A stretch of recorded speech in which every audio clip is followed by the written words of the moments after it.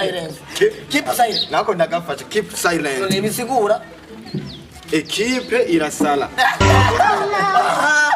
Wewe waje wewe ndakunda umuntu mvuze ikintu acha yaduke keep silence subira Keep silent. Soba gitaza icongereza ankirundi.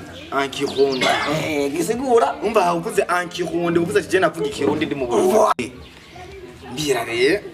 Je kuko basi nabaye mu byibagira nari ndabizi. Erega ndabyumva robi. Uje uvuze cyane hora n'isiguro yacu mu kirundi. Sawa. Ubona ugiye.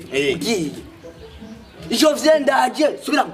Jo vyendaje. Aha gisigura ni jewe ndaje. Jovye ndaje. Ugiye.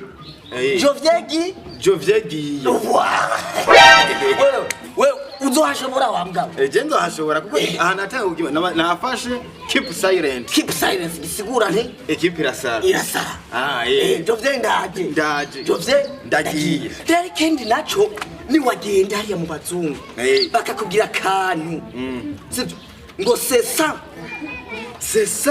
Umva basi ndibaza nkaho bisanzwe bambwira ati sesa bise nk'indobo zosha sesa amazi ubizinga uzozo sesa inga uzohashobora wambwa.